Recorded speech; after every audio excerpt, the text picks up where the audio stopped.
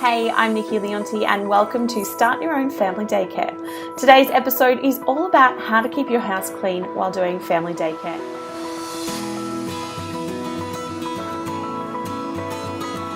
Now, if you're new around here, be sure to check out a range of other videos that I've got available to help you get your family daycare up and running successfully. So when we're talking about how to keep your family daycare clean, your whole home clean, I steer away from the chemical stuff and I use a lot of essential oils.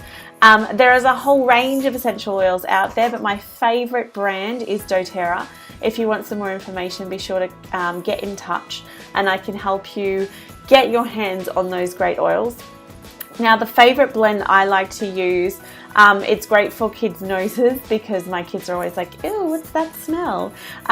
It's great for kids' noses and it really does keep my home clean, is I get just a really cheap spray bottle, one that works, and I put 1 cup of vinegar in it, and I've also put 10 drops of wild orange essential oil into that.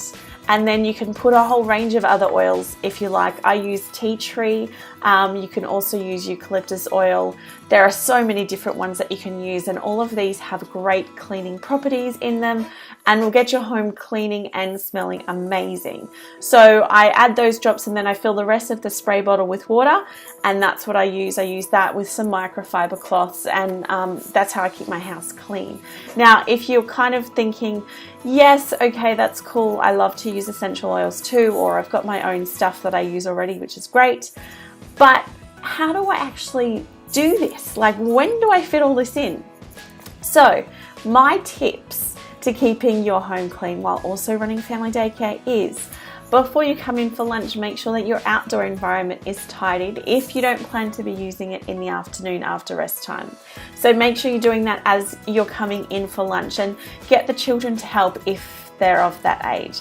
Otherwise, at least just do a quick tidy up, rounding up the toys that are strangling around the backyard, bring them under cover or wherever you put them in the shed, and that's just a quick tidy up on a daily basis, all right? And then in the afternoon after rest time, I have a range of activities available, but before parents come, put away a lot of the stuff so that siblings don't destroy your house while they're waiting for their parents to collect the children. So I like to just have, say, 3 to 4 activities available and have those just set up in an environment, perhaps in one area. And then you can supervise without having to go and clean your whole house again in the afternoon once everyone has left. Try and get a lot of the cleaning done while the children are there by getting them to help, getting them to tidy.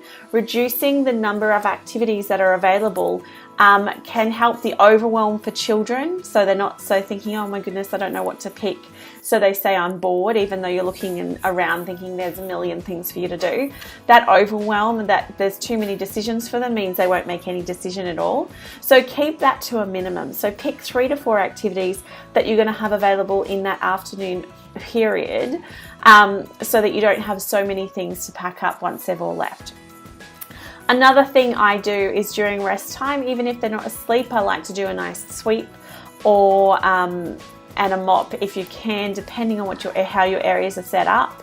But that's what I like to do to kind of keep that all tidy so I don't have to do it in the afternoon. So I do these things as I go. I also do the dishes. When children are sitting at the table, I can do that.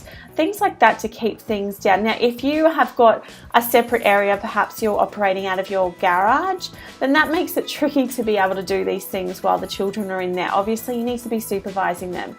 My space has my dining room, kitchen, living all together, so I can see the children no matter where they are, and I can do a few of those things. So it depends on how your environment's set up. Now, if you're in the early stages and you're setting it up, then think about that as well. How can I keep things clean on a regular basis? Now, the good thing if you do have a garage kind of set up is that you can close the door and walk away in the afternoons and deal with it the next morning if that's how you want to do it. But just try and reduce the amount of things that children can play with, and that can keep your home environment cleaner. so that you don't have so many things for children to choose. Now, this is a great thing to incorporate, especially when you're setting up. The younger the child, the less activity choices they need. So if you're just starting out or if you're just getting to know a child, you don't really know what they're into yet. So that's kind of a different situation. Have a few backup ideas available, but don't go and put everything out there straight away because that can be very overwhelming. All right, I really hope you got a lot out of today's video. What I want you to do is, if you're interested in using essential oils, then be sure to get in touch with me because I can hook you up with those because they're amazing. If you want to learn more about how to start your own family daycare, then head to my website. I'll put the link in this video so that you can go and click on that and head straight over. All right, I hope you've enjoyed this video and I will see you in the next one.